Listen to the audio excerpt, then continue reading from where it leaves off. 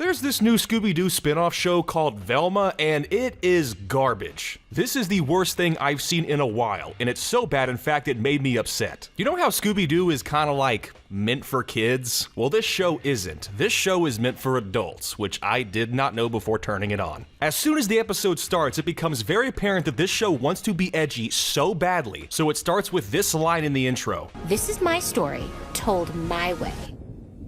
And it starts with a murder, bitch. I'm not saying you can't use profanity. I mean, I use profanity, but do you have to say bitch at the end? It feels so forced. She's talking like she's Jesse Pinkman from Breaking Bad. This is my own private domicile and I will not be harassed. Bitch! So this show is a comedy, and comedies are meant to be, you know, funny, but this show isn't. It's painfully unfunny and unbearable to watch. This is like the most desperate attempt from Gen X to appeal to Gen Z, and the end result is hilarious, but not in the way they would want. It's just so bad it's almost funny. Not actually funny, but almost. It is baffling to me that nobody writing this show stopped to think, is this really necessary? Does this show need to be made? Are we bad writers? Everybody in this show talks like a TV writer who only knows and talks to other TV writers. The show wants to be funny, meta, progressive, self-aware, and unique all at the same time, but the end result is the most unfunny, forced, and obnoxious thing I've ever seen put to screen. By about 10 minutes into the first episode, I forgot this was a Scooby-Doo spin-off. There are 2 episodes out as of this video being made, and Scooby-Doo is in neither of them. The main focus is Velma, obviously, as she has to solve a murder mystery she's a suspect in. Daphne is her ex-best friend who is now popular and wealthy, and she's dating Fred, who is the most obnoxious, entitled, self-obsessed piece of shit I've ever seen. Then there's Shaggy, who is pretty much the same except for one obvious key difference. I think the only reason they made this change is because Velma is now Indian, Daphne is Asian, and Fred is white, so Shaggy gets to be black. It's really not that big of a deal, because his character is pretty much the exact same, and he has the only good joke in the show. I think it has something to do with drugs, which I hate.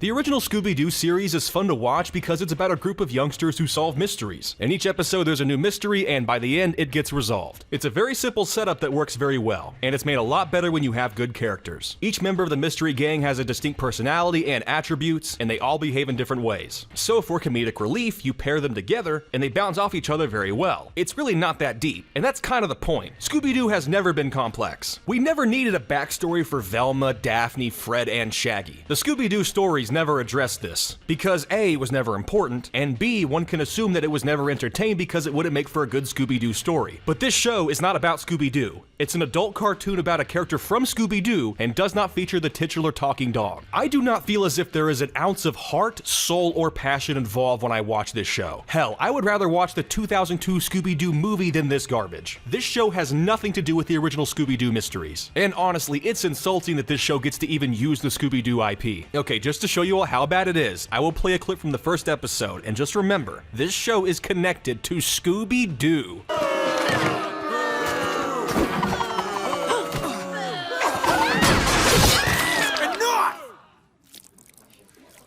Most of the show is like this. I did not and still do not understand what the f I was watching. If there was ever a legacy for Scooby-Doo, this show tramples it, curb stomps it, and takes a giant smelly shit on it. This did not need to be a Scooby-Doo story. You could have taken the same story and just removed the outfits and names from these characters, and you'd be better off. Sure, the show would still suck, but at least it would be better known as a piece of original content that happened to suck ass, rather than I don't even know what this is. A fucking abomination. Like, was there even a demand for adult Scooby-Doo? Because I'm an adult, and if I want to watch Scooby-Doo, I'll just watch Scooby-Doo. The original series and Mystery Incorporated are still fun to watch even when you're an adult. They didn't age poorly. They're not trying to be layered, nuanced, or edgy like this show is. Sometimes there comes a show that nobody asked to be made, but it ends up being really good, and you think, wow, I can't believe I didn't want it then, but I definitely want more now. A good example of this is Peacemaker. Unfortunately, this is not like Peacemaker because Peacemaker is good and this show is dog shit.